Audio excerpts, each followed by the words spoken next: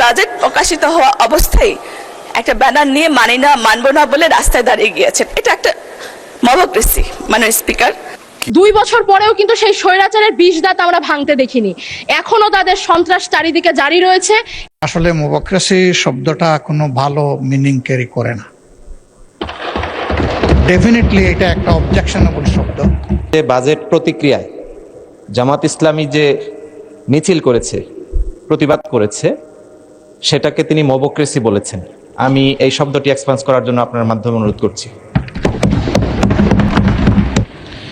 মাননীয় সদস্য, এটা কোনো অশ্লীল শব্দ না। আপনার যখন বাজেটে বলার টার্ন আসবে তখন এটা ভালোভাবে জবাব দেবেন। এখন এটা এক্সপান্স করার মতো কোনো কিছুই না। প্রকাশিত হওয়া অবস্থায় একটা ব্যানার নিয়ে মানি না মানবো না বলে রাস্তায় দাঁড়িয়ে গিয়েছেন। এটা একটা মবক্রেসি মাননীয় স্পিকার। শিক্ষা ব্যবস্থায় বিবিএস এর তথ্য মতে 15 থেকে 29 বছরের তরুণরা এদেশ থেকে পালিয়ে যেতে চায়। এটাকে বলা হয় ব্রেইন ড্রেন, মেধা পাচার। সাধারণত দুর্নীতিগ্রস্ত দুর্নীতিবাজ শাসকরা তাদের শাসন ক্ষমতা দীর্ঘস্থায়ী করার জন্য ব্রেইন ড্রেনকে উৎসাহিত করে থাকেন। কিন্তু আমাদের বর্তমান সরকার এবং আমাদের অর্থমন্ত্রী এই বাজেটে ব্রেন সার্কুলেশন করেছেন, ব্রেন সার্কুলেশন রূপান্তরিত করেছেন। মাননীয় স্পিকার, তারা জনশক্তিকে জনসম্পদে রূপান্তরিত করছেন এবং একটি সুন্দর রাষ্ট্র গঠনের জন্য, সমৃদ্ধ বাংলাদেশ গঠনের জন্য রূপকল্প পরিকল্পনা করছেন। মাননীয় স্পিকার, হেলথ ইজ ওয়েলথ।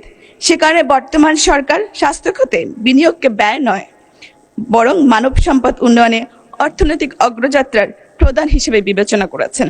শিক্ষা ও স্বাস্থ্য খাতে এশীয় প্রশান্ত মহাসাগরীয় অঞ্চলগুলোতে জিডিপি অর্জনের সবচেয়ে কম বরাদ্দ ছিল এই বাংলাদেশে।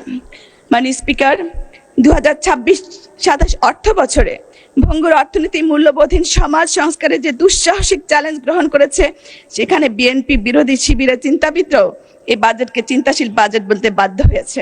কিন্তু সেখানে আমাদের অপোজিশনে যারা বসে আছেন, তারা কখনো বলার চেষ্টা করছেন এই ছায়া বাজেট দিয়ে সাহায্য করেছেন, আবার দেখা যায় তারাই বাজেট প্রকাশিত হওয়া অবস্থায় একটা ব্যানার নিয়ে মানি না মানবো না বলে রাস্তায় দাঁড়িয়ে গিয়েছেন। এটা একটা মবক্রেসি মাননীয় স্পিকার।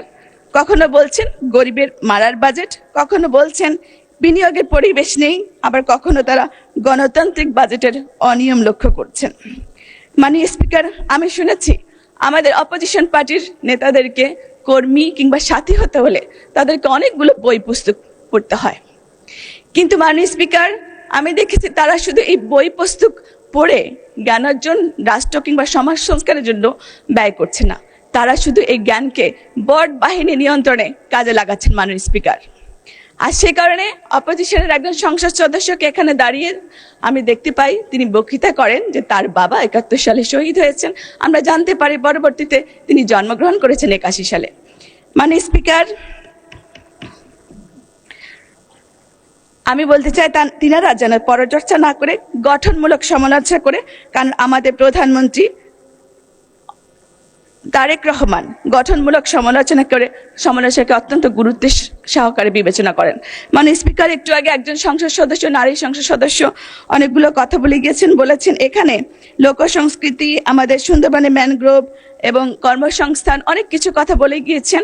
তিনি এগুলো সংস্কারের কথা বলেছেন। তিনি হয়তো আমাদের অর্থমন্ত্রী যেদিন বাজেট প্রকাশ করেছিলেন সেদিন তুমি তার বক্তৃতা শুনেননি এবং আমাদের যে বইটা আছে সেটাও তিনি পড়েননি। আমি অনুরোধ করব তিনাকে সেই বইটি পড়ার জন্য, তাহলে তিনি বুঝতে পারবেন আমাদের প্রধানমন্ত্রী এবং অর্থমন্ত্রী সহ আমাদের মন্ত্রী পরিষদের সদস্যরা বর্তমানে যে বাংলাদেশ নিয়ে চিন্তা করছেন, সেখানে তার প্ল্যানের সবকিছু বাস্তবায়িত হবে। ধন্যবাদ মাননীয় স্পিকার আমাকে সময় দেওয়ার জন্য। কি পয়েন্ট অফ অর্ডার কি নিয়ে ওনার বক্তব্যের উপরে বলেন। মাননীয় স্পিকার, আপনাকে ধন্যবাদ। মাননীয় সংসদ সদস্য যথেষ্ট সুন্দর বক্তব্য দিয়েছেন, কিন্তু উনি ওনার বক্তব্যের মাঝে কথা প্রসঙ্গে বলেছেন যে বাজেট প্রতিক্রিয়ায় জামাত ইসলামী যে মিছিল করেছে, প্রতিবাদ করেছে, সেটাকে তিনি মবক্রেসি বলেছেন। আমি এই শব্দটি এক্সপান্স করার জন্য আপনার মাধ্যমে অনুরোধ করছি। মাননীয় সদস্য, এটা কোনো অশ্লীল শব্দ না। আপনার যখন বাজেটে বলার টার্ন আসবে তখন এটা ভালোভাবে জবাব দেবেন। এখন এটা এক্সপান্স করার মতো কোনো কিছুই না।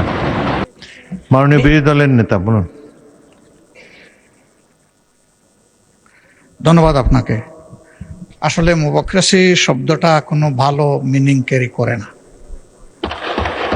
ডেফিনেটলি এটা একটা অবজেকশনেবল শব্দ, এবং আমার ধারণা তিনি খেয়াল করলে এটা বলতেন না, বেখেয়ালে বলে ফেলেছে।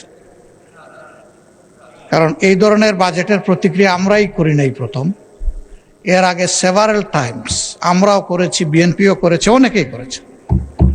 তাইলে কি সব কিছুই মোবাক্রেসি ছিল? আমার মনে হয় যে এই শব্দটা এখানে বেমানান এবং এটা এক্সপান্স করাই উচিত। ধন্যবাদ আপনাকে। মাননীয় সদস্য, মবক্রেসি এখন একটা কমন টার্ম হয়েছে, সবার বক্তৃতাতেই এটা শোনা যায়।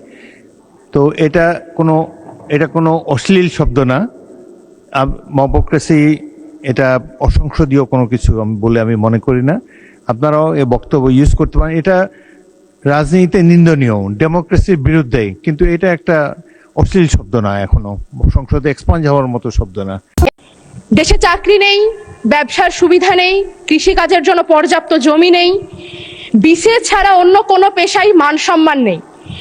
মাননীয় স্পিকার, পুলিশ হেডকোয়ার্টারের তথ্য অনুযায়ী বাংলাদেশে গড়ে প্রতি বছর আত্মহত্যার হার 11,000-এর অধিক, যার মধ্যে প্রায় 65%ই তরুণ তরুণী। আমি আমার বক্তব্যের শুরুতে আমার কিছু কথা বলে নিতে চাই। আমি ঢাকা বিশ্ববিদ্যালয় থেকে অনার্স মাস্টার ডিগ্রি শেষ করেছি।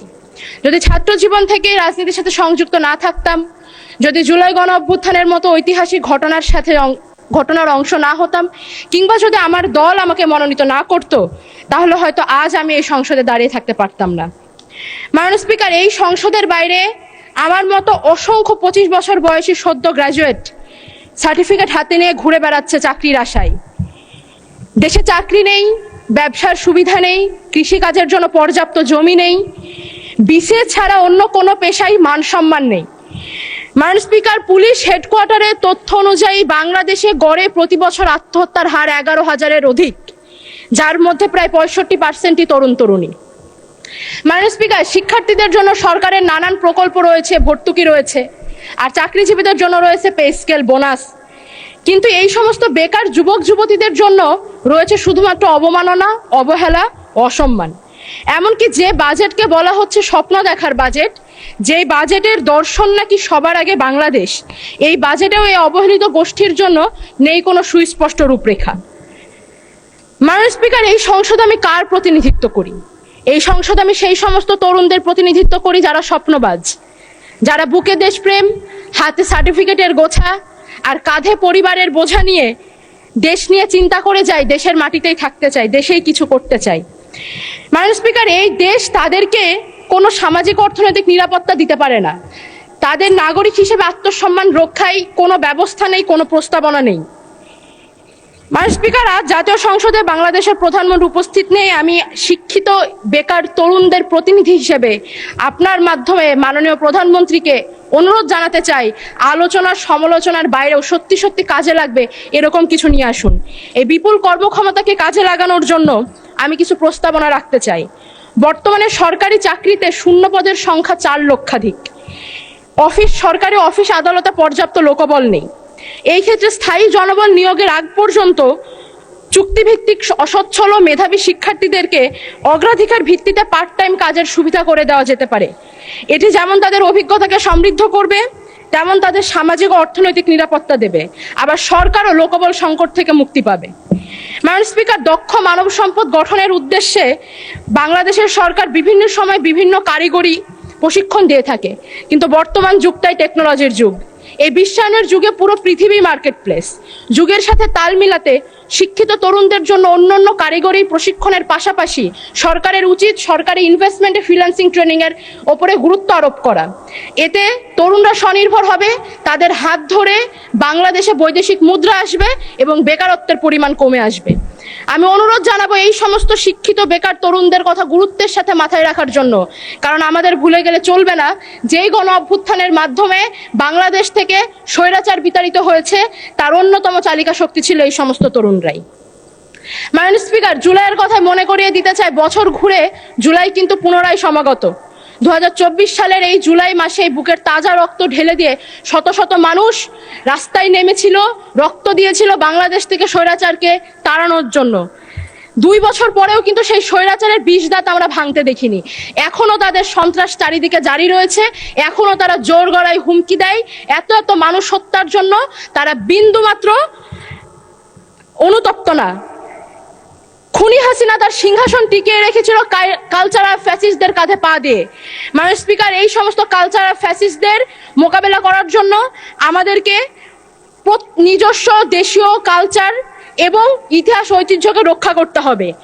আমরা হাসিনার আমলে দেখেছি মহান মুক্তিযুদ্ধ থেকে শুরু করে সংস্কৃতির প্রতিটি অঙ্গন তারা দখল করে নিয়েছিল। আমরা কিন্তু সেই পরিমাণ এফোর্টটা দিচ্ছি না মাননীয় স্পিকার।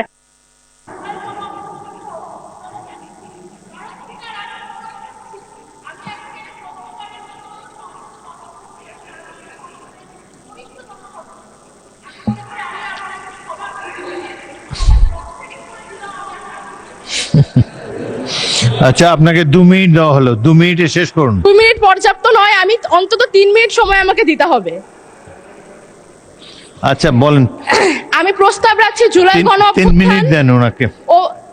আমি প্রস্তাব করতে চাই জুলাই গণ অভ্যুত্থান সহ স্বাধীনতা পরবর্তী ফ্যাসিবাদ বিরোধী প্রত্যেকটা আন্দোলনের স্মৃতি ও চেতনাকে রক্ষার জন্য বাজেট বরাদ্দ দেওয়া হোক। রাষ্ট্রীয় অর্থায়নের নাটক, চলচ্চিত্র, চিত্রাঙ্কন প্রতিযোগিতার মতো আয়োজন করা হোক এবং একই সাথে এই বাজেটে বাংলাদেশের লোক সংস্কৃতিকে সংরক্ষণ করার দিকে বিশেষ গুরুত্ব দেওয়া উচিত।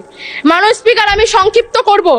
জুলাই গণ অভ্যুত্থানের পর নতুন বাংলাদেশের আমরা যে স্বপ্ন দেখি, সেই স্বপ্নে প্রাণ ও প্রকৃতির প্রতি দায়ভার আমরা বোধ করি। আমাদের বাংলাদেশে রয়েছে পৃথিবীর সবচাইতে বৃহত্তম ম্যানগ্রোভ সুন্দরবন, যা উপকূলের পাহারাদার হিসেবে প্রতি বছর আমাদেরকে প্রাকৃতিক দুর্যোগ থেকে বাঁচায়। আমি প্রস্তাব করতে চাই সুন্দরবন সহ বাংলাদেশের প্রধান 3টি বনাঞ্চলের বিরল প্রজাতির বন্যপ্রাণীদের রক্ষার জন্য যেন বন অধিদপ্তরের বাজেট বৃদ্ধি করা হয়। একই সাথে জানিয়ে রাখি, সুন্দরবন সুরক্ষা প্রকল্প এবং বাঘ সংরক্ষণ প্রকল্প দুটি এই বছরই শেষ হচ্ছে। পুনরায় সকল বন্য পশুদের রক্ষার জন্য একটি যেন সুন্দর প্রকল্প নেওয়া হয় এবং প্রাণ ও বৈচিত্র্য গবেষণার দিকে বিশেষ গুরুত্ব দেওয়া হয়। মাননীয় স্পিকার, প্রাণ ও প্রকৃতির রক্ষার পাশাপাশি আমাদের দূষণমুক্ত স্বনির্ভর বাংলাদেশ প্রয়োজন। স্বনির্ভরতার লক্ষ্যে চালিত বাংলাদেশের শিল্পোৎপাদন সহ অন্যান্য সকল অর্থনৈতিক কর্মকাণ্ডের প্রধান চালিকা শক্তি হচ্ছে নিরবিচ্ছিন্ন বিদ্যুৎ। বাংলাদেশের বিদ্যুৎ উৎপাদন বাংলাদেশের গ্যাসের মজুদের উপরে নির্ভরশীল অনেকাংশেই। বাংলাদেশে গ্যাসের মজুদ দিনকে দিন কমে আসছে এবং আমরা মার্কিন ইরান যুদ্ধের সময় দেখেছি জ্বালানি খাতে আমদানি নির্ভর হওয়াটা কতটা বিপজ্জনক। 2026-27 অর্থ বছরের জন্য নির্দিষ্ট করে কোনো নবায়নযোগ্য জ্বালানির সুস্পষ্ট রূপরেখা আমি পাইনি। 2030-2050-এর দুটি লক্ষ্যমাত্রার পরিকল্পনা আমি দেখেছি, কিন্তু এই বছরের জন্য আমি প্রস্তাব করতে চাই বাংলাদেশের প্রত্যন্ত অঞ্চলের আর্থিকভাবে অসচ্ছল পরিবারগুলোতে রুফটপ সোলার প্যানেল বিতরণ কিংবা ভর্তুকি মূল্যে বিক্রয়ের ব্যবস্থা করা যেতে পারে।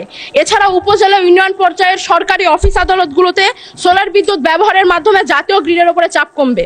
মাননীয় স্পিকার, আমি আমার সর্বশেষ মিনিটটি ব্যবহার করতে চাই আমার নির্বাচনী আসনের দুটো কথা বলে। আমি সীমান্তবর্তী এলাকায় জন্মগ্রহণ করেছি মাননীয় স্পিকার। আমি কুষ্টিয়া জেলার দৌলতপুর উপজেলার মেয়ে। আমার উপজেলাতে আমার নির্বাচিত সংসদ সদস্য রয়েছেন, কিন্তু আমি যে দাবিটি করতে চাই সেটি আমাদের দৌলতপুরবাসীর প্রাণের দাবি। দৌলতপুরের সীমান্তবর্তী এলাকা প্রাগপুর এবং ওই পাশের শিকারপুর, এই স্থলবন্দরটি গত 1 যুগ ধরে আমরা চেয়ে আসছি। প্রাগপুর থেকে কলকাতার দূরত্ব মাত্র 120 কিলোমিটার এবং জাতীয় মহাসড়ক বাংলাদেশ মাত্র 20 কিলোমিটার দূরে। এখানে স্থলবন্দর প্রকল্পটি গত 1 যুগ ধরে আটকে আছে। এই প্রকল্প বাস্তবায়ন করতে সরকারের খুব বেশি অর্থ বরাদ্দের প্রয়োজন নেই মাননীয় স্পিকার। আমি অনুরোধ করছি, পদ্মা নদীর ভাঙনে ক্রমাগত ভাঙনে নিঃস্ব হয়ে যাওয়া একটি বৃহত্তর জাতির কথা চিন্তা করে আমাদের জন্য স্থলবন্দরটি দেওয়া হোক মাননীয় স্পিকার। একই সাথে আমার উপজেলার সম্মানিত সাংসদ এর আগেও অনেক বলেছেন, তো বেশি বললে অভ্যাস খারাপ হয়ে যাবে। তো বলেন, 1 মিনিট বলেন। আমাকে আর 1 মিনিট দেওয়া হোক। ওকে 1 মিনিটে শেষ করেন। আমাদের দৌলতপুর উপজেলা বাংলাদেশের অন্যতম বৃহত্তর প্রশাসনিক উপজেলা মাননীয় স্পিকার। এই উপজেলাটি এক উপজেলা এক নির্বাচনী আসন একটি মাত্র থানার উপরে নির্ভরশীল। আমার সহ সাংসদ ইতিমধ্যে বলে গিয়েছেন আমাদের থানাতে যেন 5টি যানবাহন দেওয়া হয়। আমি জানাতে চাই আমাদের দৌলতপুরে আসলে আরো একটি থানার প্রয়োজন। যতদিন না আমি প্রস্তাব করছি আমার দৌলতপুরে আরো একটি থানা স্থাপন করা হোক। যতদিন না থানা স্থাপন করা হচ্ছে ততদিন বিদ্যমান থানায় যেন জনবল বৃদ্ধি করা হয়। মাননীয় স্পিকার, এই সংসদ জুলাই গণ অভ্যুত্থানের মাধ্যমে অর্জিত সংসদ। এই সংসদে আমরা কথা বলতে পারবো, এখানেই বাক স্বাধীনতা চর্চা করতে পারবো। আমাদেরকে বারবার এটা ওটা দেখিয়ে দেওয়া হবে না, এটাই আমরা আশা করি। এই সংসদ জনগণের জন্য কল্যাণকর হয়ে উঠুক, এই আশা ব্যক্ত করে আমি আমার বক্তব্য শেষ করছি। সময় দেওয়ার জন্য আপনাকে অসংখ্য ধন্যবাদ।